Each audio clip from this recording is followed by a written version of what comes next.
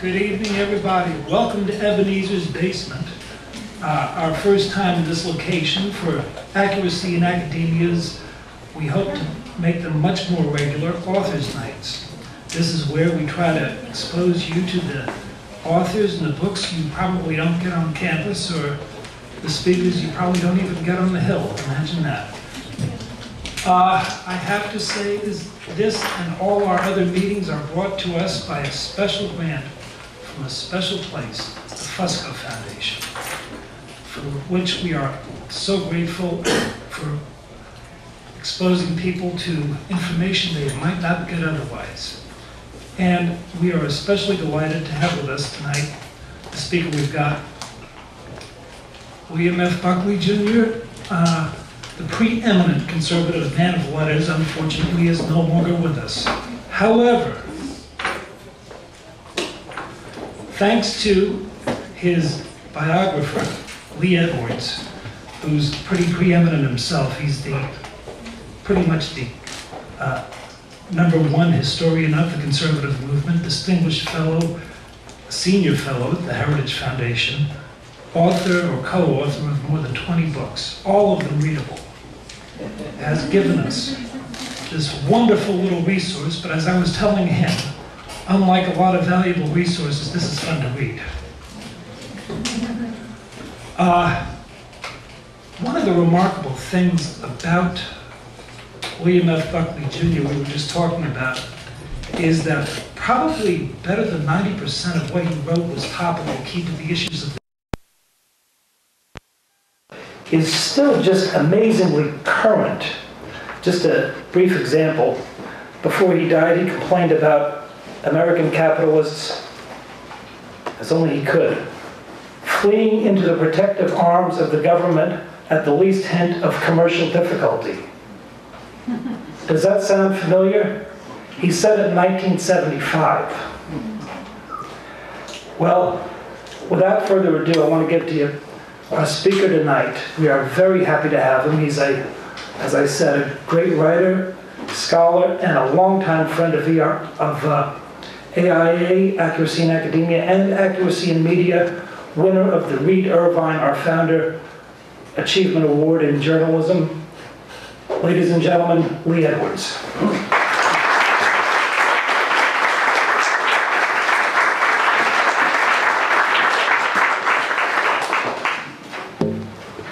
Well, thank you very much indeed, Mal. And this is a wonderful turnout. And I think it just proves that give them a free meal and they will come.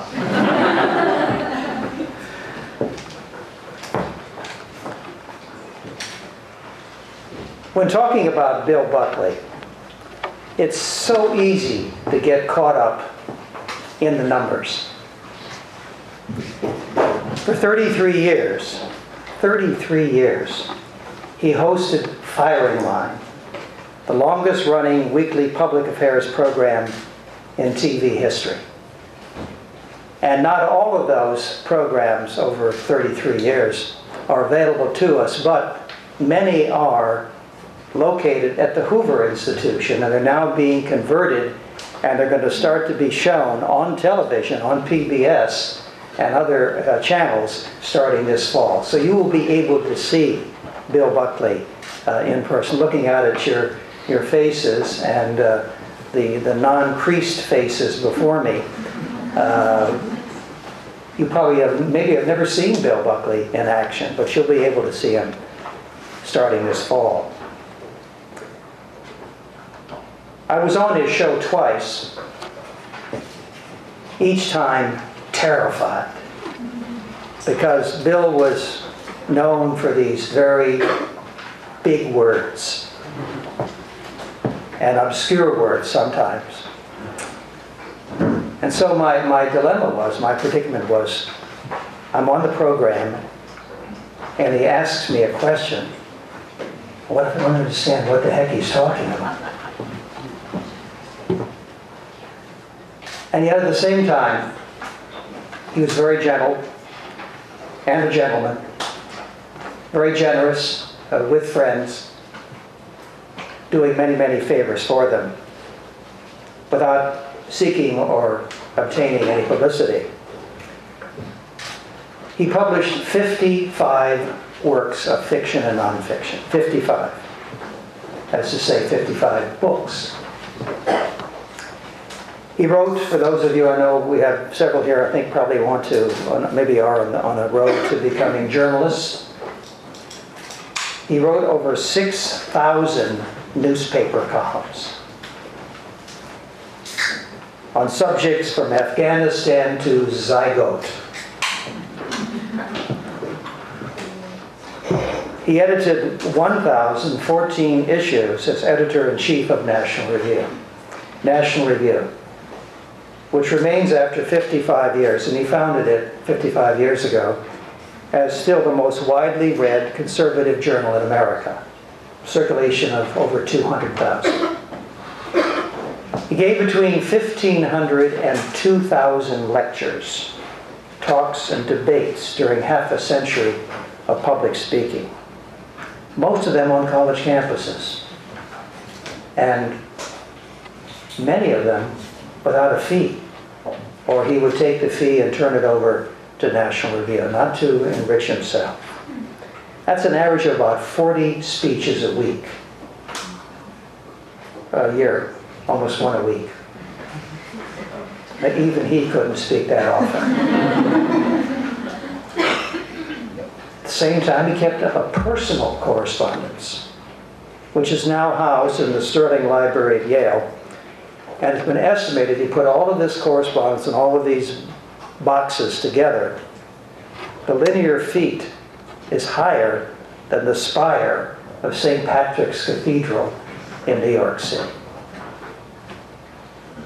You know, it's also easy to let Bill Buckley do all the talking.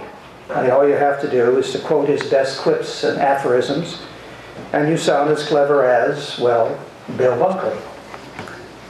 Here are a couple of samples.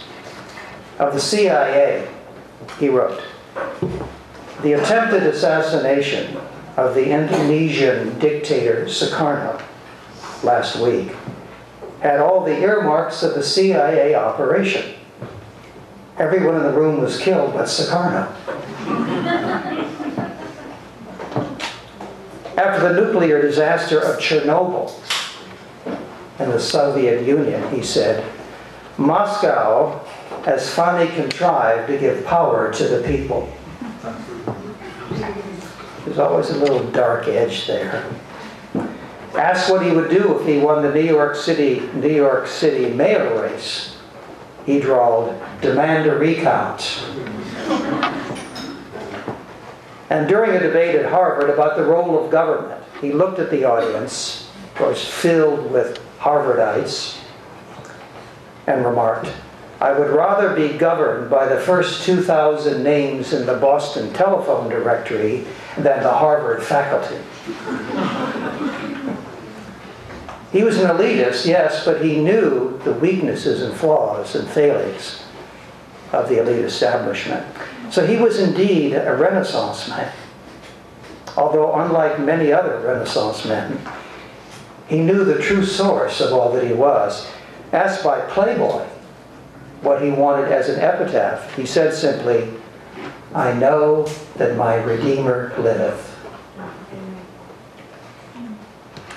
In a lifetime of observing and writing about Bill Buckley, and I was privileged to know him for almost 50 years. As a matter of fact, he published my first article in National Review and saved me from a life of trying to be a very bad novelist and poet.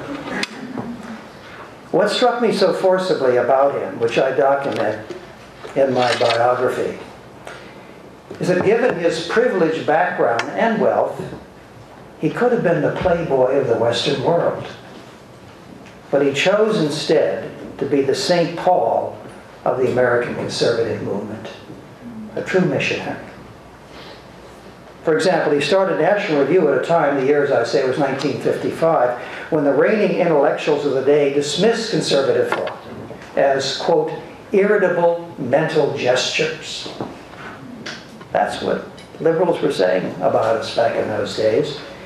Conservatism was, quote, a thankless persuasion.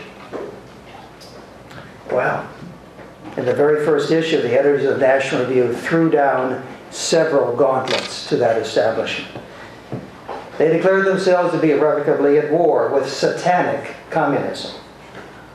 Victory, not accommodation, must be the goal. They were unapologetically libertarian in the battle against the growth of government. They declared themselves to be conservative, that is, traditionalist, in the struggle between the social engineers who try to adjust mankind to scientific utopias and the disciples of truth who defend the organic moral order. Surveying the world, they defiantly said that National Review stands athwart history, yelling, "Stop." Now, this statement of principles was a dazzling demonstration of what came to be called fusionism. What was that? Fusionism. It was the joining of the major branches of American conservatism: libertarian, traditionalist, and anti-communist. And Bill Buckley embodied the idea of fusionism. There's a lesson there for us in the year 2010. The launching of National Review was not simply an intellectual exercise. It was a deliberate political act. It was, in fact, the first of a series of political acts by Buckley that I argue in my book prove that he was the maker of the modern conservative movement. What were his goals? Keep the Republican Party, which was the primary political vehicle of conservatives, tilted to the right. Eliminate any and all extremists from the conservative movement. Flay and fleece the liberals at every opportunity. And push hard for a policy of victory over communism in the Cold War. Another political action. In furtherance of these goals, he invited some 100 young conservative activists in September of 1960 to the Buckley family estate in Sharon, Connecticut. There they founded Young Americans for Freedom, YAF, which served as the ground troops of conservatism for the next 2 decades, playing a key role in the presidential nomination of Barry Goldwater in 1964 and the presidential election of Ronald Reagan in 1980. Another early political initiative of Buckley was the Conservative Party of New York. In 1957, he met with a small group of conservatives to discuss whether the time had come to establish a counterpart to the Liberal Party of New York. And they hoped to use this new conservative party to move the Republicans to the right, as the Liberal Party had moved the Democrats to the left. Conservative Party of New York. Now, didn't we hear about this just recently? Wasn't it up there? And I know some of you were from New York, right? Was it, what was the district, 23? And the Conservative Party had all something to do with that. Again, another proof of Buckley was an intellectual, but he was also an action intellectual. Now, that initial meeting, which led to the formation of the Conservative Party of New York, supported Bill Buckley's own run for mayor of New York City, of all places, in 1965, and James Buckley's successful campaign for U.S. Senator from New York in 1970. That mayor race is worth looking at. Bill Buckley ran for mayor of New York City for political reasons.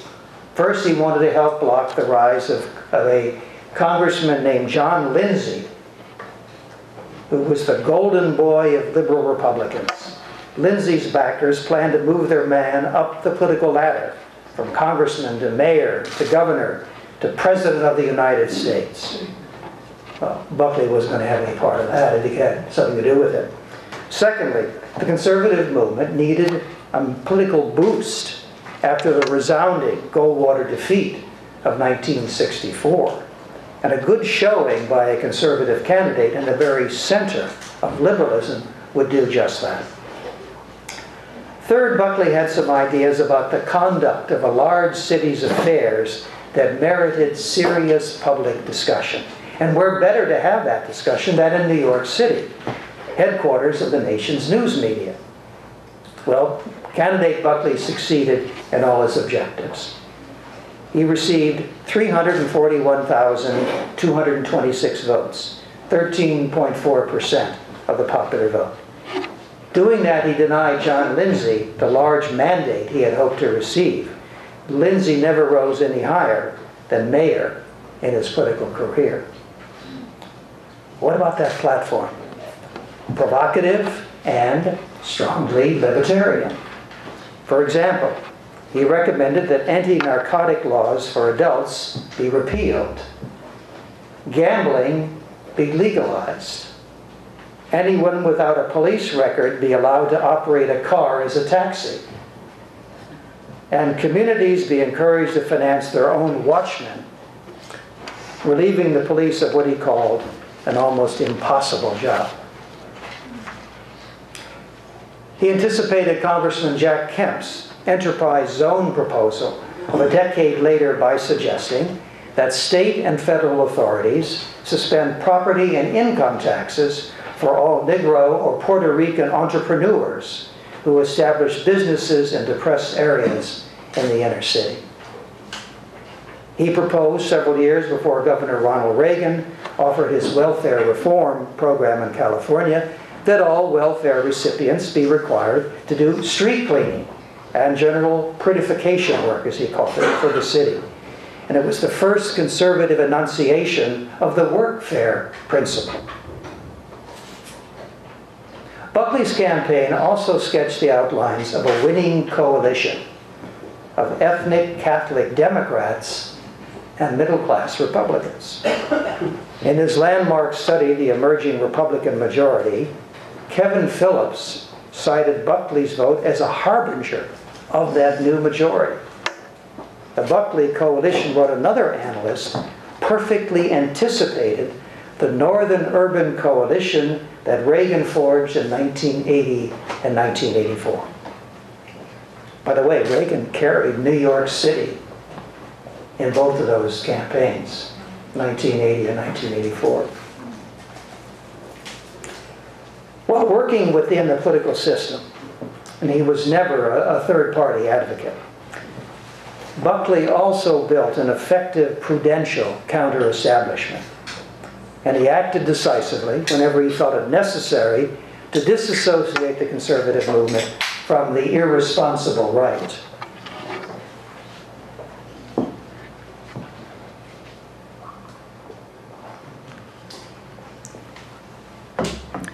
The first prominent extremist right out of the movement was the objectivist author, Ayn Rand. If there's some Randians out there, let's get into that in the Q&A. Now, this action was occasioned in part by Rand's growing influence among young conservatives. In the late 50s, she was well read by young conservatives in New York City and beyond. So in December of 1957, Whittaker Chambers, who was by then a senior editor of National Review, author of a fantastic book, Witness, about his becoming a communist and then becoming an anti-communist. If you have not read Witness, please give it a look. And if nothing else, read the opening chapter, A Letter to My Children. In his book review, Chambers said that the story of Atlas Shrugged was preposterous, its characters crude caricatures, its message dictatorial.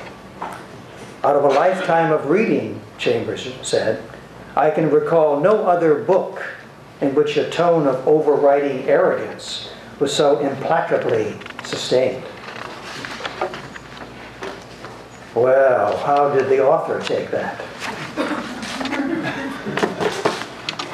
Those are pretty rough words.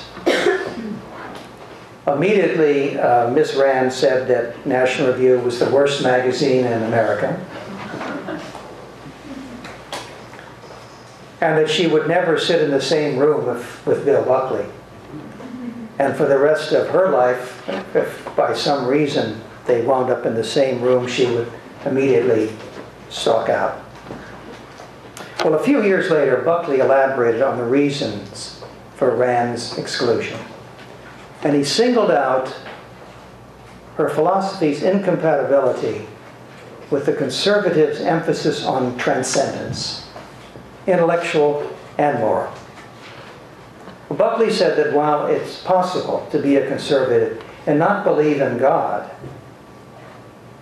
it was not possible to be a conservative and a God hater.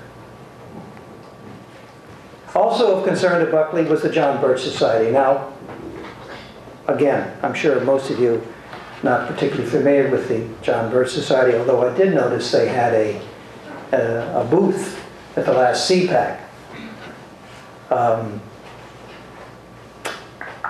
Okay, maybe we can talk about that too. But going back to the 1950s and 60s, the John Birch Society at that time was headed up by a former businessman named Robert Welsh, who, among other irrational positions, insisted that Dwight D. Eisenhower, then President of the United States of America, was a dedicated, conscious agent of the communist conspiracy.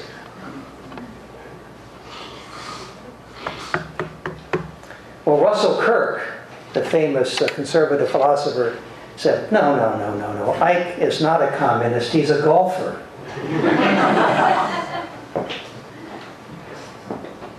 But such extremism, Buckley saw, would harm the anti-communist cause to which he was so passionately committed. So Buckley wrote an extended NR editorial expelling Welsh from the conservative movement. He pointed out that Welsh's scoreboard, and he had this scoreboard in his magazine called American Opinion every month, described the United States as 50 to 70% communist controlled. Well, that was in effect saying that the government of the United States is under operational control of the Communist Party. Now, poppycock. And among the many letters to the editor in support of Buckley was one that read, quote, "You have once again given a voice to the conscience of conservatism." It was signed Ronald Reagan, Pacific Palisades, California. Buckley also took a firm stand against anti-Semitism, informing National Review's writers the magazine would not carry on its masthead the name of any person whose name also appeared on the masthead of the American Mercury. Under Russell McGuire, that once influential magazine had descended into the swamps of neo-Nazism. But National Review and its editors, it must be said, did not acquit themselves as well on the issue of civil rights in the 1950s and early 1960s, taking a states' rights position that equaled, in the eyes of almost every black American, a stand in favor of segregation and therefore racism. Now, Buckley clearly rejected the politics of Southern races like Ross Barnett of Mississippi, George Wallace of Alabama, but also argued that the federal enforcement of integration was worse than the temporary continuation of segregation. Consistent with conservative principles, he favored voluntary, gradual change. But Mississippi was burning. Freedom riders were being murdered. You were either for civil rights or against them, declared blacks, who didn't see a dime's worth of difference between Wallace and Buckley. That's patently unfair and incorrect. But as a result of National Review's above the fray philosophizing and Barry Goldwater's vote in 1964 on constitutional grounds against the Civil Rights Act of 1964, the albatross of racism was hung around the neck of American conservatism and remained there for decades.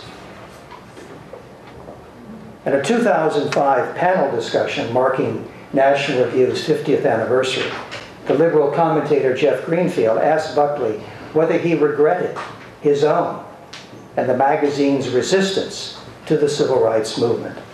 Yes, Buckley replied. He realized that in retrospect, he and his colleagues relied too much on normal political processes, as outlined in the Constitution, to fully incorporate blacks into American public life.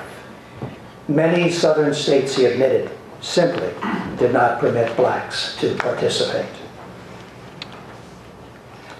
One other important task had to be accomplished in this early period before the conservative movement could be a major player in American politics. It had to be philosophically united. Maybe we're still there today. Throughout the 1950s, traditionalists and libertarians snapped and snarled at each other in National Review and elsewhere. The traditionalist Russell Kirk was accused of being hostile to individualism and laissez-faire economics, while libertarian F.A. Hayek, a future Nobel laureate, was faulted for defending freedom on strictly utilitarian grounds, rather than according to the absolute transcendent values upon which its strength is founded. Well, one conservative was convinced that beneath the fierce rhetoric lay a true consensus of principle. Frank Meyer was a fast-talking, chain-smoking ex-communist, senior editor of National Review, but through articles and books and endless late-evening telephone calls, Meyer communicated his synthesis of the disparate elements of conservatism that came to be called fusionism, a word coined actually by the traditionalist Brent Bozell, who ironically did not think that any lasting correlation of freedom and virtue was possible. The core of conservatism, Meyer said, was the freedom of the person, the central and primary end of political society. The state had only three limited functions: national defense, the preservation of domestic order, and the administration of justice between citizens. Conservatives, Meyer said, were trying to save the Christian understanding of the nature and destiny of man. To do that, they had to absorb the best of both branches of the divided conservative mainstream. Now, Meyer was not creating something new, but simply articulating an already existing conservative consensus. The consensus forged so brilliantly by the Founding Fathers in 1787 in the writing of the Constitution, a document of ordered liberty. Now, fusionism, it must be emphasized, was not a rigid ideology or an intellectual straitjacket, but a rational accommodation between two kinds of conservatives who acknowledged their philosophical differences, but agreed to sublimate them in pursuit of a political as well as an intellectual movement. Once asked to define conservatism, Buckley responded that what National Review had striven to do from the beginning was to achieve, quote, a consensus on the proper balance between freedom, order, justice, and tradition. As Buckley might have put it, fusionism, anyone?